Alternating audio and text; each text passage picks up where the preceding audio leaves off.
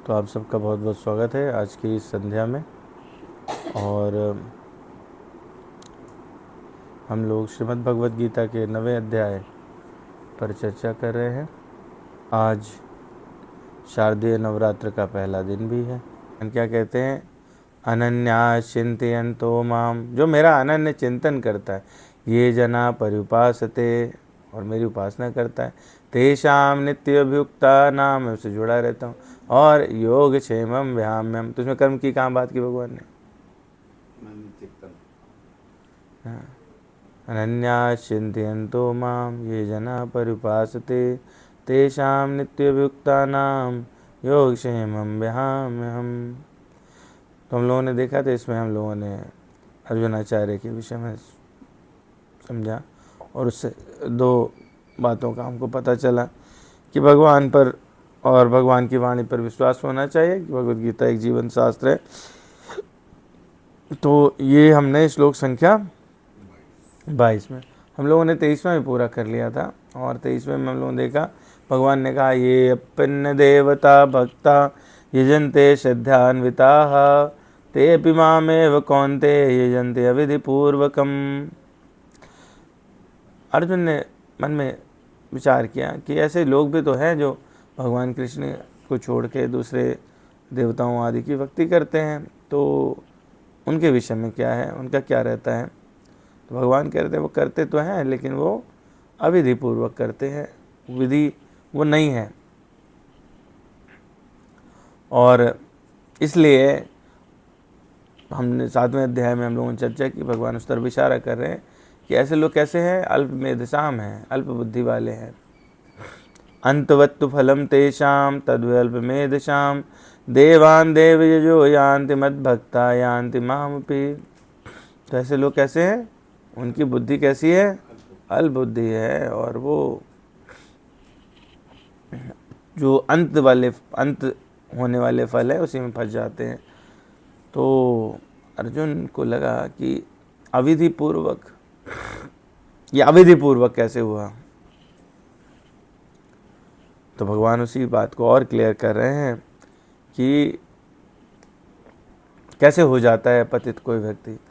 अहम ही सर्वज्ञानां भोक्ता च प्रभुरेव च ना तो माम अभिजानन्ति तत्त्वेनातश्चिवन्ति ते। अहम मतलब मैं, भगवान यहाँ पर पिछले श्लोक से देखें तो मतलब इस अध्याय में, और बल्कि 8वें अध्याय में भी बहुत बार भगवान ने अपने विषय में बात की है कि मैं, अहम, माम, ऐसे शब्दों का, इसमें तो 2 बार है। तो अहम ही सर्वज्ञानां भोक्ता च प्रभुरेव च ना तो माम अभिजानन्ति तत्त्वेनातश्चिवन्ति ते। मैं ही समस्त यज्ञों का एकमात्र भोक्ता और स्वामी हूँ। अतः जो लोग मेरे वास्तविक दिव्य स्वभाव को नहीं पहचानते वो पतित हो जाते हैं, वो नीचे गिर जाते हैं, उनका पतन हो जाता है। तो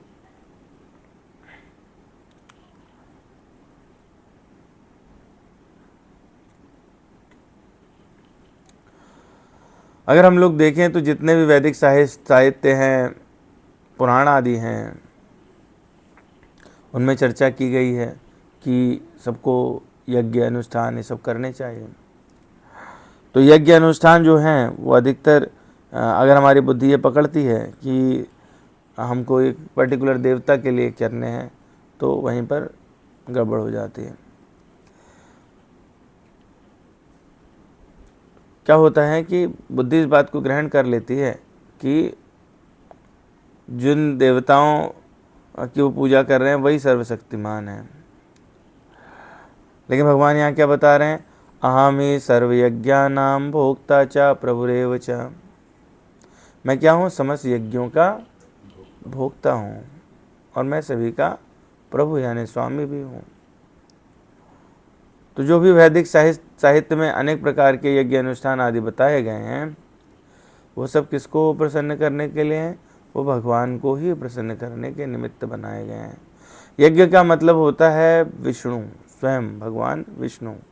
3रे अध्याय में भगवान ने चर्चा की कि मनुष्य को चाहिए कि यज्ञ भगवान विष्णु को प्रसन्न करने के लिए यज्ञ रूपी कर्म करें। देखा जाए जो मानवीय सभ्यता है उसमें कैसा है, वर्णाश्रम धर्म बना हुआ है ना। वर्णाश्रम मतलब कि सबको एक पर्टिकुलर काम दिया गया है और वो इस तरह से 4 वर्णों में डिवाइड कर दिया गया है। चातुर्वर्ण्यम में आशिष्टम गुण कर्म विभागशा, भगवान ऐसा कहते हैं। कैसा है, 4 वर्णों में है।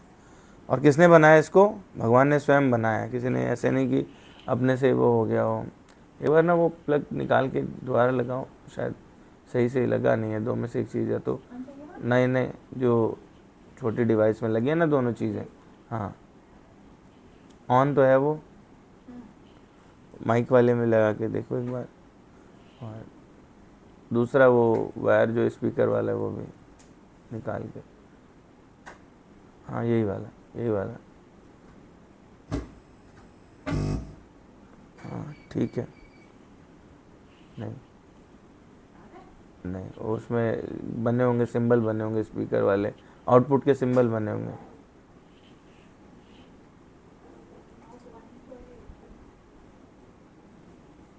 ईयरफोन या ईयरबड के सिंबल बने होंगे।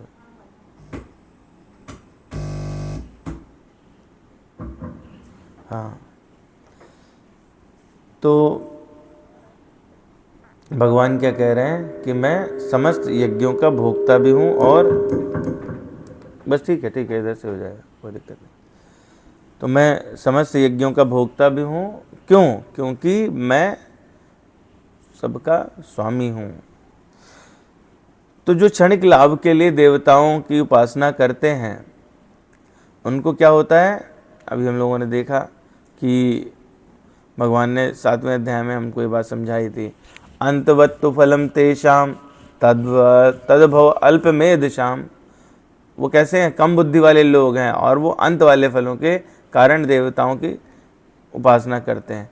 तो बेसिकली अगर देखा जाए तो क्या कर रहे हैं कि भगवान की उपासना तो कर रहे हैं लेकिन श्रम तो कर रहे हैं, पर वो उल्टी डायरेक्शन का श्रम है, जिससे उनको क्या है कि जो फल मिलेंगे वो समाप्त हो जाएंगे। भागवत पुराण में कहा गया, अथात्मनो अर्थभूतस्य यतो अनर्थ परंपरा संस्कृतिस्तद्विच्छेदो भक्तया परमया गुरु। वासुदेवे भगवती भक्ति योग समाहिता सघ्रीचीनेन वैराग्यम ज्ञानम च जनिष्यति। जीव का वास्तविक हित क्या है? अथात्मनो अर्थभूतस्य, असली क्या है? अज्ञान से बाहर निकलना। यतो अनर्थ परंपरा, जो बार बार पुनरावृत्ति वाली कहानी है जिसको सहना पड़ता है, उससे संस्कृतद्वयच्छेदो, इस संस्कृति को उच्छेद करके मतलब पार करके कैसे जा सकते हैं? भक्तया परमया गुरो, भगवान के प्रतिनिधि के माध्यम से भगवान के समक्ष समर्पण करके, यानी गुरु परंपरा में शामिल होकर के किसी गुरु के द्वारा भगवान से प्रणति करके। और तब जब तक कोई वासुदेवे भगवती भक्ति योगा समाहिता सघ्रीचीनेन वैराग्यम ज्ञानम च जनिष्यति, तो तब तक उसको वैराग्य और ज्ञान प्रकट नहीं होता जब तक वो भगवान वासुदेव की भक्ति नहीं करता, और तब तक वो संसार से विरक्त नहीं हो सकता। इसीलिए, और भक्ति करने का क्या माध्यम है कि भगवान को क्या समझें? अहम ही सर्वज्ञानाम भोक्ता च प्रभुरेव च, भगवान ही सभी यज्ञों के भोक्ता हैं। तो ये जो यज्ञ है इसका मतलब होता है विष्णु। और मूर्ख लोग या कम बुद्धि वाले लोग इस तथ्य से अवगत न होने के कारण क्षणिक लाभ के लिए देवताओं को पूजते हैं और संसार में बार बार पलटकर आते रहते हैं।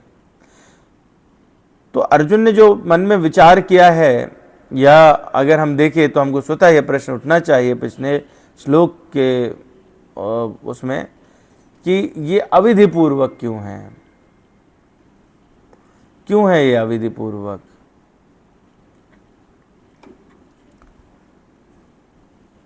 और उस अविध पूजा का फल क्या है?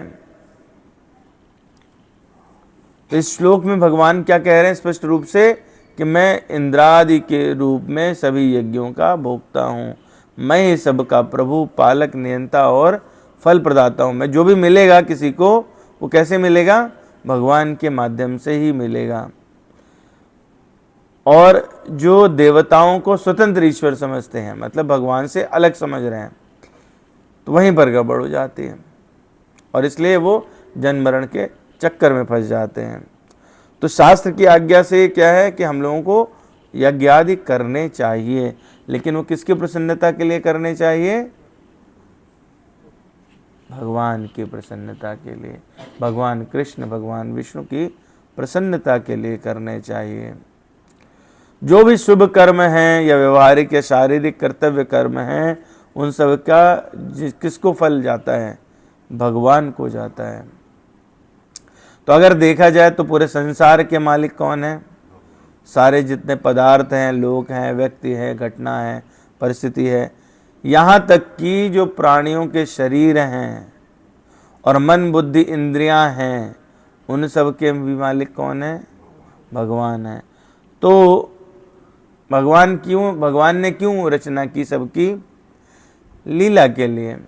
भगवान अकेले थे तो उन्हें लगा कि अभी थोड़ा आनंद हो जाए, तो भगवान ने अपने आनंद के लिए रचना की।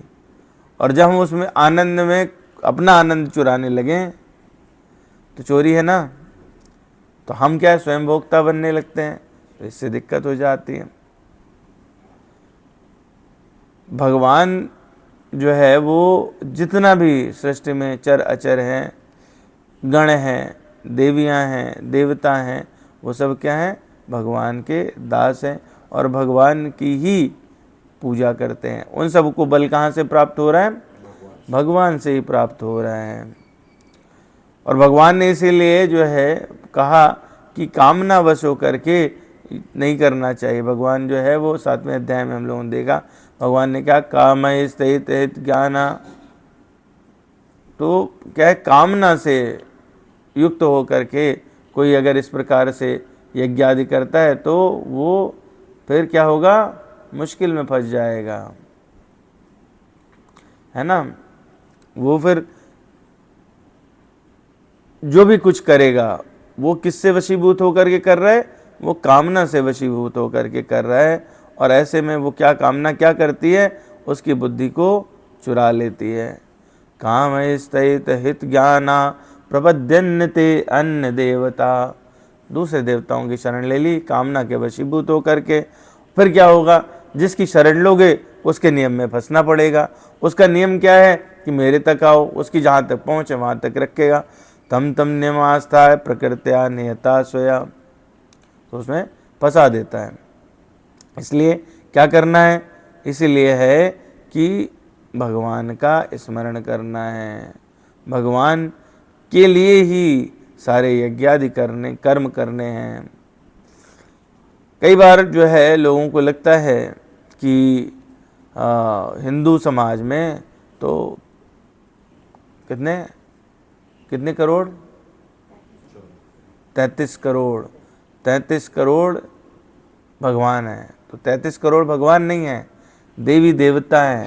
ये साम्राज्य बड़ा है, अधिकारी ज़्यादा हैं, लेकिन भगवान तो एक ही हैं।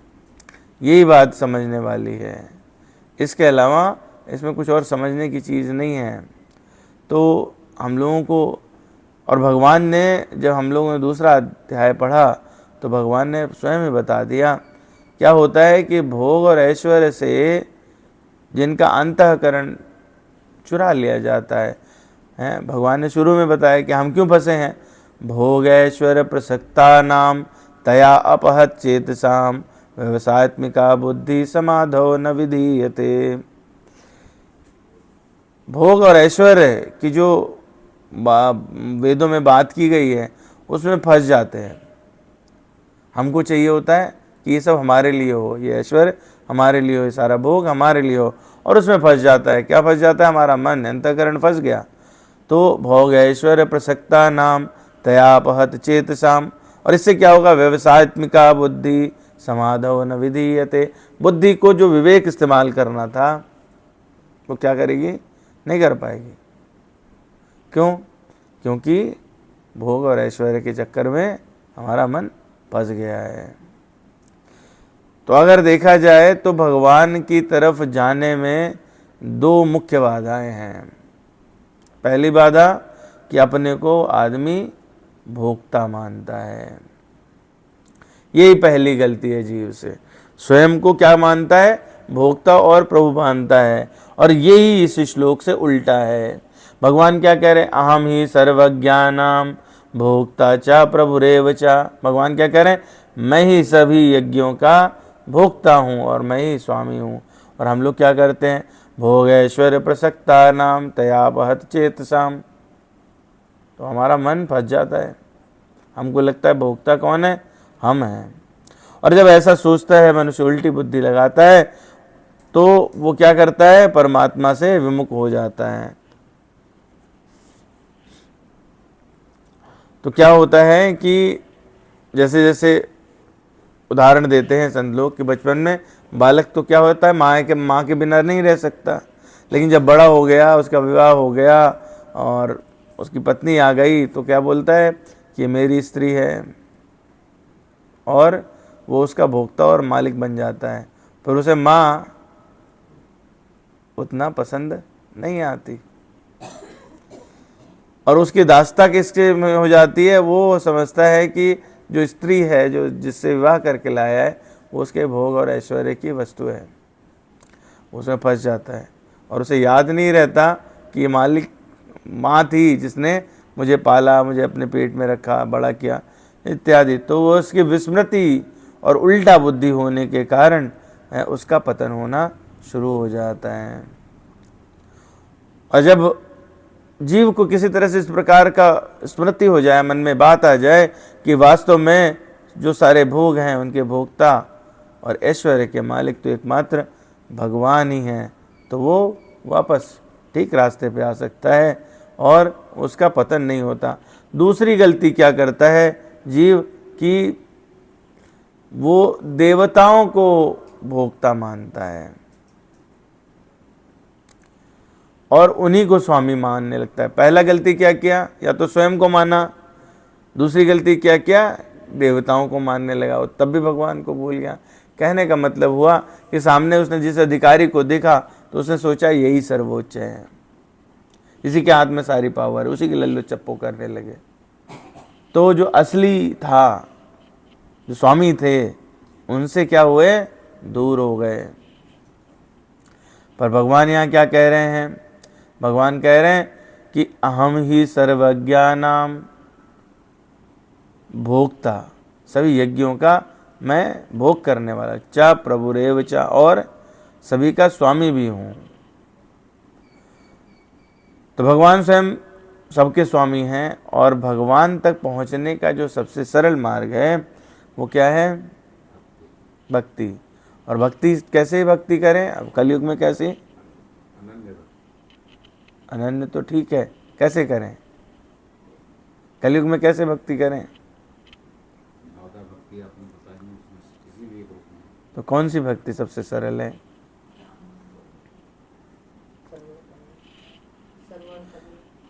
माला पर भगवान का नाम जप करना सबसे सरल क्या है? माला पर भगवान का नाम जप करना। और जब ऐसा करते हैं, सतत करते हैं, लगातार करते हैं, तो क्या हो जाएगा? अनन्यास चिंतयन्तो माम, तब होती है अनन्य भक्ति। कलयुग का जो तरीका है वो यही है। तो इसलिए हम लोगों को क्या करना चाहिए? महामंत्र का जप करना चाहिए। कौन सा महामंत्र? हरे कृष्ण कृष्ण कृष्ण हरे हरे, हरे राम राम राम हरे हरे। तो हम लोगों को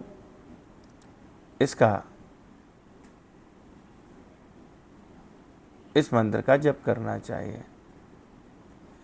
और जब हम इस मंत्र का जप करते हैं तो क्या होता है कि भगवान जो है वो उनका हमसे एक संबंध स्थापित हो जाता है और हम इस मंत्र के माध्यम से भगवान को पुकार करते हैं। और जब भगवान को पुकार करते हैं तो इसमें दो बातें सिद्ध हो गई, अनन्यास चिंतयन्तो माम ये जना पर्युपासते।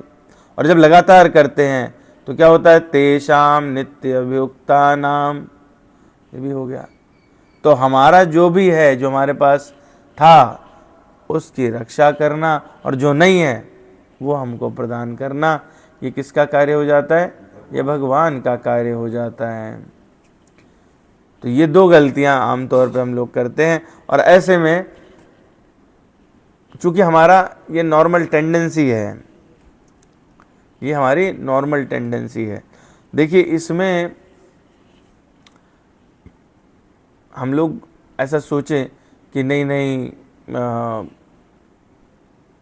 हमारे साथ ऐसा नहीं होना चाहिए, नहीं होना चाहिए, ठीक है, पर हम इतने ताकतवर नहीं हैं कि इसको फाइट कर सके, भोग की प्रवृत्ति को फाइट कर सके, इतने ताकतवर नहीं हैं। अगर याद करिए तो भगवान राम किष्किंधा पहुँचे हैं और हनुमान जी उनसे मिलते हैं, सुग्रीव से मित्रता करा दी। मित्रता भी कैसे कराई, अग्नि को साक्षी मान के कराई। अग्नि को साक्षी मान के मित्रता हो गई और सुग्रीव ने ये स्वीकार भी कर लिया कि भगवान जो हैं, भगवान राम वही सबके मालिक हैं, परमपिता परमेश्वर हैं। ये सुग्रीव को ज्ञात हो गया। सुग्रीव को राज्य मिल गया, पत्नी मिल गई, फिर क्या हुआ, फिर वो भूल गया। तो जिसने भगवान से बंधन बनाया अग्नि को साक्षी मान करके, है ना, और भगवान के करीब रहा, भगवान ने उसकी मित्रता स्वीकार कर ली और उसने भगवान को इस रूप में देख लिया कि भगवान सर्वशक्तिमान है, बावजूद उसके वो भूल जाता है। तो हमारी आपकी क्या बिसात है, हम लोग अगर भूल जाते हैं तो ये साधारण बात है, पर कैसे याद रखें, उसके लिए क्या तरीका है, नाम जप करने का। तो आप लोग कर रहे हैं माला पे,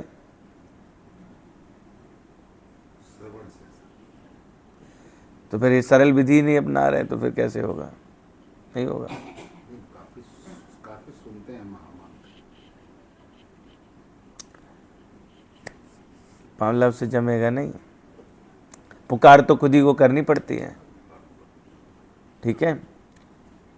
तो अगर खुद नहीं करेंगे पुकार तो कोई आपकी पुकार नहीं करेगा। तो वो भोग वाली प्रवृत्ति है, तो इसलिए क्या है, गृहस्थ आश्रम हमारे लिए है, पर उस गृहस्थ आश्रम में भी रहते हुए भगवान से जुड़े रह सकते हैं। तो ऐसे में क्या होगा, अगर नियमित रूप से जप करें तो भगवान से नित्य अभियुक्त हो जाएंगे। हमें कष्ट क्यों रहते हैं, क्योंकि हम जो बताई हुई पद्धति है उसका पालन नहीं करते। कोई हम थोड़े न बता रहे हैं, वो तो संतों ने बताए, है ना। प्रभुपाद जी का पूरा जो मिशन है वो इसी पर है। भगवद गीता में आप लगभग हर श्लोक में ये पढ़ते हैं कि नाम जप करना चाहिए, बावजूद उसके यदि हम ना करें तो ये किसकी अवहेलना है, भगवान की अवहेलना है, अवज्ञा है ना, गुरु की अवज्ञा है, संतों की अवज्ञा है। और अगर संतों की अवज्ञा करेंगे तो क्या होगा, साधु अवज्ञा कर फल ऐसा, जरई नगर अनाथ के जैसा।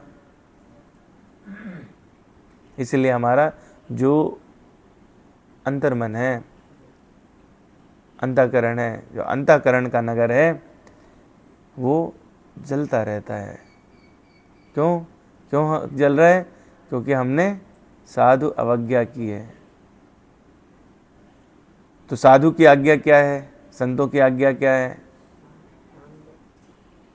भगवान का नाम लें बस। श्रुति सिद्धांत यह उर्गारी, राम भजिए सब काज बिसारी। तो श्रुति की और सिद्धांत की, यानी जो निगम आगम है वो सब चिल्ला चिल्ला के क्या कह रहे हैं, राम भजिए राम भजिए राम भजिए। संतों ने जो उससे सिद्धांत निचोड़ा वो क्या कह रहा है, नाम जप करिए नाम जप करिए। और हम ना तो संतों की बात मानते हैं ना ही वेद पुराण की बात मान रहे हैं, हमने तो अपना मेथड निकाल लिया है। तो अगर अपना मेथड निकाल लिया है तो भोगेगा कौन, ठीक है। तो साधु अवज्ञा कर फल ऐसा, जरई नगर अनाथ के जैसा। जो हमारे शरीर रूपी नगर में विभिन्न राक्षस रहते हैं, जो विभिन्न विकार हैं, है ना, भगवान का आश्रय लेते हैं तो उनका शमन हो जाएगा और वो शांत हो जाएगा, नगर अच्छा हो जाएगा, राम राज्य स्थापित हो जाएगा। हम वहाँ राम को बिठाना ही नहीं चाहते हैं, और जब हम भगवान को बिठाना ही नहीं चाहते तो शांति हम कैसे ला सकते हैं, ला ही नहीं सकते, ठीक है। जो ये हरे कृष्ण महामंत्र है ये क्या है, भगवान की करुण पुकार है। हरे कृष्ण कृष्ण कृष्ण हरे हरे, हरे राम राम राम हरे हरे। तो जितनी बार हरे आता है भगवान की शक्ति के लिए है, और इसलिए भी है कि हम करुण पुकार कर रहे हैं कि भगवान हमें आप अपनी शरण दीजिए। जब हम यह पुकारेंगे ही नहीं, हम ये बोलेंगे ही नहीं, तो फिर कैसे शरणागति होगी, नहीं होगी, है ना। दूसरे मेथड हो सकते हैं, लॉन्ग कट से जाना चाहते हैं, अच्छी बात है, देख लीजिए हमको कितनी बार आना जाना है संसार में, ये भी देख सकते हैं। किसको पता है कि किस क्षण निपट जाएंगे, नहीं पता ना। तो अभी हमारा मन तो जो है वो भोगों में लगा हुआ है, हम चाहते हैं कि ये भी भोग मिले वो भी भोग मिले, तो हमारी जो गति है वो कैसी होगी, वैसी होगी। यम यम वाप स्मरन भावम त्यजत्यन्ते कलेवरम तम तमे वैति पुरुषम माओपयति। तो कैसा होगा कि जो भगवान को याद करेगा वो भगवान के पास जाएगा, और जो जिस चीज़ को भेड़ बकरी याद करे हैं कि ये नाली में कूड़ा पड़ा हुआ है, तो फिर अगला जो है वो, ठीक है। तो ये बात हमको ऐसा लगता है कि हमारे लिए कोई कौन सा कठिन होगा भगवान का नाम लेना। अब देखिए कितना कठिन है, रोज़ कहा जाता है फिर भी नहीं ले रहे। तो इसको ना बिल्कुल अंदर से समझना पड़ेगा, नहीं तो मामला जो है वो ठीक नहीं बैठेगा। और किसी भी देवता की शरण ले लीजिए, वापसी निश्चित है। पिछले अध्याय में हम लोगों ने देखा, 8वें अध्याय का 16वां श्लोक है, आ ब्रह्म भुवान लोका पुनरावर्तिनो अर्जुन। तो भगवान बता रहे हैं कि कहाँ तक, ब्रह्मलोक तक सब पुनरावर्ती हैं, सबको वापस ब्रह्मा जी को भी वापस आना पड़ेगा। तो चाहे वो ज्ञान योगी हो, कर्म योगी हो या हठ योगी हो, अगर वो अनन्य नहीं बनता, वो भक्ति योग की शरण नहीं लेता, तब तक उसको सर्वोच्च सिद्धि नहीं मिल सकती। और इसके लिए जो सबसे इजी तरीका बताया गया वो क्या बताया गया, नाम जप, है ना। नाम जप करना है, और नाम जप कैसे करना है, नाम जप बाकायदा नियम से संकल्प लेके करना है, माला पे करना है। साधारण तरीके से हमारी आदत नहीं बन सकती, जब तक ABCD नहीं पढ़ोगे सेंटेंस फॉर्मेशन नहीं होगा, हैं, ये बात निश्चित तौर पे जान लीजिए। तो अगर आप नाम जप करते हो तो एक बात निश्चित हो जाती है कि भगवत प्राप्ति हो या न हो, नरक नहीं जाना पड़ेगा, उद्धार के लिए मार्ग प्रशस्त हो जाएगा। और अगर जम गए तो इसी बार मामला पार हो जाएगा। तो भगवान का भोक्ता बनना क्या है, भगवान कैसे भोगता है। कोई कह सकता है ना कि भगवान भोगता है, आप कह रहे हो भगवान तो भोगता है, भगवान कैसे भोगते हैं, तो वो आपके हृदय में रह कर के भोगते हैं। भगवान ने खुद ये बात कही ना 7वें अध्याय के 19वें श्लोक में और 7वें अध्याय के 7वें श्लोक में। 7वें अध्याय के 7वें श्लोक में क्या कहते हैं, मत्ता परतरम नान्यत किंचिदस्ति धनंजय मैं सर्वम इदम प्रोतम सूत्रे मणिगणा इव है। मैं कैसा हूँ, मेरे अलावा तो कुछ और है ही नहीं। तो तुम कुछ भी करोगे तो क्या है, वो भगवान से ही है, भगवान के द्वारा ही है और भगवान को ही है। लेकिन जब हम भगवान को मानेंगे नहीं, हमारा भाव वो नहीं होगा, तो वो भगवान भोगता हुए होते हुए भी उसको अपनी श्रेणी में नहीं लाएंगे। और भगवान क्या कहते हैं फिर 19वें श्लोक में, कहते इसी बात को समझना मुश्किल है। बहुनाम जन्मनाम अन्ते ज्ञानवान माम प्रपद्यते वासुदेवा सर्वम इति महात्मा सुदुर्लभा। वासुदेवा सर्वम इति, सब कुछ क्या है, भगवान ही है। तो जब सब कुछ मैं ही हूं, तो किसी भी देवता के पुष्टि के लिए यज्ञ करता है तो क्या होगा, देवता की पुष्टि के द्वारा भी मेरी पुष्टि हो जाएगी। लेकिन चूंकि आपकी भावना क्या है, आपकी भावना एक कामना को पूर्ण करने के लिए है और उस देवता को आपने सर्वशक्तिमान मान रखा है, तो उस देवता के स्वरूप में ही आपको उसकी प्राप्ति होगी, उससे ऊपर नहीं होगी। तो ये जो दूसरी गलती है, ये गड़बड़ है। कोई भी कार्य करते हैं, चाहे आप स्वयं, देखिए शरीर को भी आप भगवान के लिए समर्पित कर सकते हैं। गर्मी लगती है, स्नान करने चले जाते हैं, होता है ना, एसी चला लेते हैं, तो हम हमारे शरीर को हमारा समझते हैं कि मेरा शरीर है और इसको ठंडा करने की ज़रूरत है। अब बड़ा आनंद आया ठंडी में, या हमने नहाया तो बड़ा आनंद आया। अगर भावना ये हो जाए कि ये भी तो भगवान का ही दिया हुआ है, और अगर इसकी पुष्टि इस तरह से होती तो भगवान को संतुष्टि मिलेगी। इसको हमको इस प्रकार से रखना है कि भगवान का दिया हुआ एक साधन है। कोई चीज़ कोई गिफ्ट करे तो उसको हम गिफ्ट को फेंक देते हैं क्या, संभाल के रखते हैं, ड्राइंग रूम में सजा के रखते हैं। और किसी बड़े अधिकारी ने दिया हो तो क्या कहते हैं, ये तो डीएम साहब ने दिया था, हमें बताते हैं ना 50 लोग को, ये नेताजी ने दिया था, ये हमको इसमें पुरस्कार मिला था, इस प्रकार से। तो उसकी सेवा करते हैं, उसको संभाल के रखते हैं, है ना। तो कोई कुछ भी करता है, किसी के लिए भी करता है, वो भगवान के लिए रहा है। भावना अगर आपकी वो बन जाए तो वो निश्चित हो जाए, उसका फल आपको प्राप्त हो जाएगा। अगर आप कुत्ते को रोटी डाल रहे हैं, चिड़िया को चुगा रहे हैं, चींटियों को दाना डाल रहे हैं, किसी प्रकार का कोई कर्म कर रहे हैं, वो सब भगवान को समर्पित किया जा सकता है। और जब कोई मनुष्य कुटुंब की सेवा करे, संसार की सेवा करे, तो भी वो भगवान की ही सेवा कर रहा है। क्यों? क्योंकि वासुदेवा सर्वम इति। बस ये भावना बनानी है, और ये भावना ऐसे आती नहीं है, ये ऐसे नहीं आती है। और जो इस बात को नहीं जानता, भगवान कह रहे ना तुमाम अभिजानन्ति तत्वेना तस्वन्ति ते। और जो नहीं जानता इस बात को कि सत असत जड़ चेतन सब कुछ मैं ही हूँ, उसका पतन हो जाता है ना। जब हम बोलते हैं कि हमने ये दान किया, हमने 50 कंबल बांटे और देखो कितना बढ़िया है, सब हमारा नाम ले रहे हैं, तो आपने क्या किया, खुद स्वयं को भोक्ता घोषित कर दिया, भगवान को जाना नहीं, तो वो कैसे हो गया ऐसा। तो जो भी मनुष्य के पास भोग है, ऐश्वर्य है संसार की सेवा के लिए, वो सब किसका है, वो। और ऐसे में हम क्या होता है कि उस भोग और ऐश्वर्य के गुलाम बन जाते हैं, मालिक नहीं है, मन में लग रहा है मालिक है। बनते क्या है, बनते तो गुलाम है ना। भोग ऐश्वर्य प्रसक्ता नाम मैयाभत तैयाभत चेत शाम। और हमारा जो चेतना है उसमें वो उसका अपहरण हो जाता है, फंस गए। तो भगवान के प्राप्त न होने से क्या होगा, क्योंकि एकमात्र तरीका है इस संसार से छूटने का, इस पूरे क्रम को तोड़ने का, कि भगवान की प्राप्ति हो। और भगवान की प्राप्ति नहीं हुई तो दूसरा क्या होगा, फिर निश्चित है पतन हो जाए। चाहे जिस भी लोक में जाएं, जिस भी देवता की हम उपासना करें, हमको आवागमन होना ही है, हम मुक्त नहीं हो सकते।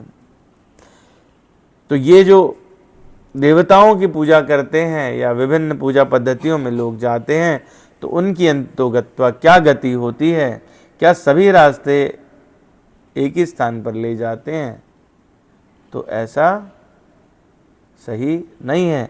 और इसी पर चर्चा भगवान अगले श्लोक में करते हैं, यान्ति देवव्रता देवान् प्रत्यन्यान्ति पितृवता भूतानि यान्ति भूतेज्या यान्ति मध्या जिनोपि माम। जो देवताओं की पूजा करते हैं वो कहाँ जन्म लेंगे? देवताओं के बीच जन्म लेंगे। जो पितरों की पूजा करते हैं वो पितरों के पास चले जाएंगे, और जो भूत प्रेत की उपासना करते हैं वो कहाँ पे जाएंगे? वो भूत प्रेत बन जाएंगे। और जो मेरी पूजा करते हैं वो मेरे साथ निवास करेंगे। तो भगवान ने ये अर्जुन को ये बात क्लियर की अगले श्लोक में, और हम लोग इस श्लोक पर चर्चा अगली बार अगले सेशन में करेंगे।